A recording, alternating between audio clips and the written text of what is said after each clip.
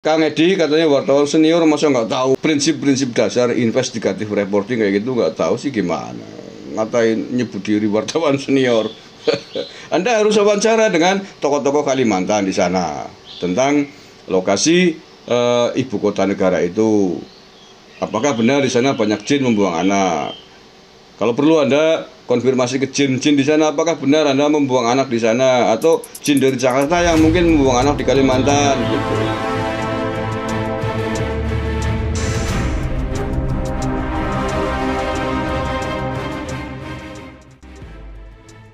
Assalamualaikum warahmatullahi wabarakatuh.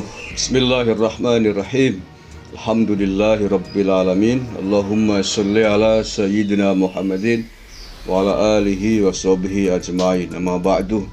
Salam, Om Swastiastu, Namo Buddhaya, salam kebajikan rahayu, salam Nusantara, salam sejahtera untuk kita semuanya. Saudara-saudaraku sebangsa setanah air yang saya cintai, saya banggakan, Edi Mulyadi dan kelompoknya termasuk pengacaranya mengklaim diri sebagai seorang wartawan senior. Oleh karenanya produk YouTube-nya diklaim sebagai produk jurnalistik, dan untuk itu ia meminta perlindungan kepada Dewan Pers agar ikut membantu dalam kasus hukumnya itu.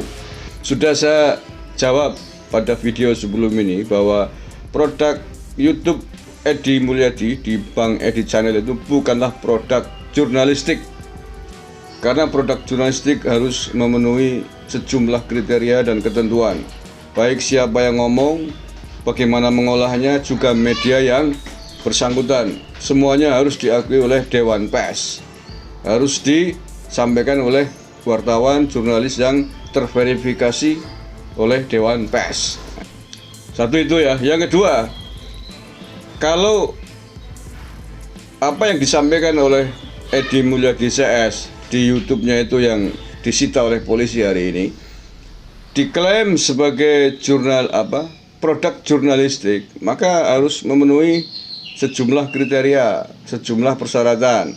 Yang standar aja misalkan saya sampaikan ya, bahwa jurnalistik itu menganut azas objektif, tidak memihak ke sana kemari. Harus ada cover both side ya, harus ada perimbangan antara pihak yang satu dengan pihak yang lain. Harus ada konfirmasi yang objektif dari seluruh pihak yang disebutkan, dituliskan, ditampilkan dalam sebuah karya atau produk jurnalistik. Misalkan begini, Edi Mulyadi mengatakan bahwa Prabowo Subianto dikecam oleh dia sebagai jenderal bintang 3, mantan Danjen Kopassus yang katanya macan menjadi meong gitu ya. Dia menuduh Prabowo sebagai jenderal yang tidak bisa berbuat apa-apa, tidak becus lah katakanlah begitu, terkait dengan ibu kota negara baru di Kalimantan Timur itu. Dari statementnya Edi Mulyadi itu sudah bukan produk jurnalistik, itu adalah sentimen tuduhan, hujatan, kebencian, opini yang sangat tendensius. Lah padahal produk jurnalistik harus menjauhkan dari opini sang penulis atau sang pewarta, apalagi tendensius, menuduh, mengujar kebencian, sama sekali jauh dari itu. Seandainya mau dibikin menjadi kemasan atau produk jurnalistik, maka Edi Mulyadi di situ hanya sekedar menyampaikan fakta tentang IKN berdasarkan sumber-sumber yang ada.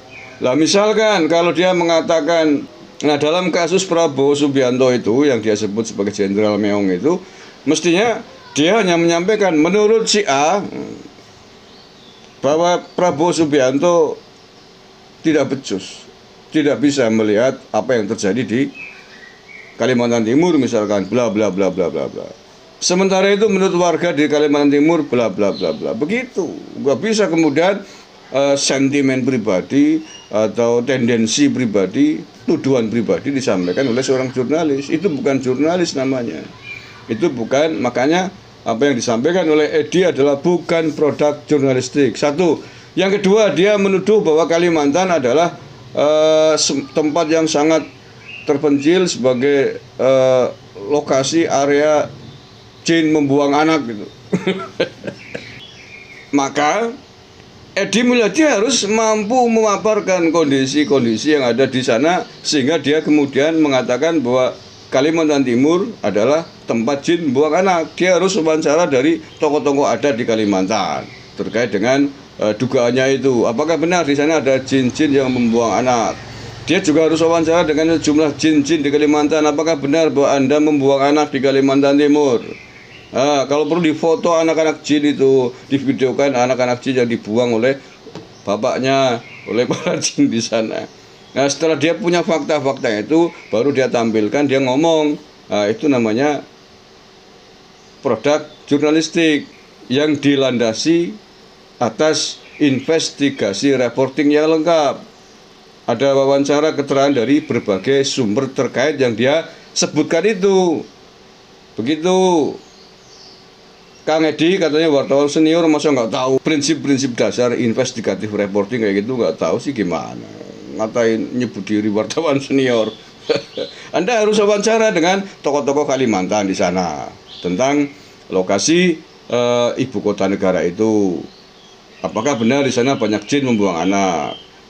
Kalau perlu Anda konfirmasi ke jin-jin di sana, apakah benar Anda membuang anak di sana, atau jin dari Jakarta yang mungkin membuang anak di Kalimantan gitu.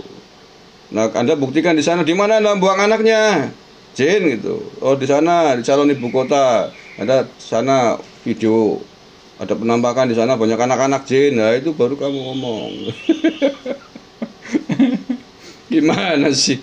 Ya begitu kalau mau mengklaim diri sebagai karya jurnalistik, ya begitu, berdasarkan investigasi yang matang, namanya investigatif reporting. Masa harus diajarin saya sih? Yang ketiga, dia juga menuduh terkait dengan di sana juga banyak kuntilanak dan genderuwo, hanya monyet, kuntilanak, genderuwo yang mau tinggal di sana. Ya Anda harus konfirmasi, harus membuktikan, wawancara dari sumber-sumber yang Anda sebutkan itu. Anda wawancara dengan para monyet di sana, Anda wawancara dengan genderuwo-genderuwo yang ada di sana, Anda wawancara dengan para kuntilanak yang di sana. Apakah benar bahwa di situ hanya kalian yang mau nempatin di calon ibu kota negara itu? Hai para kuntilanak, direkam kalau perlu, divideoin gitu ya. Nanti ngomong apa para kuntilanak dan genderuwonya. Itu baru.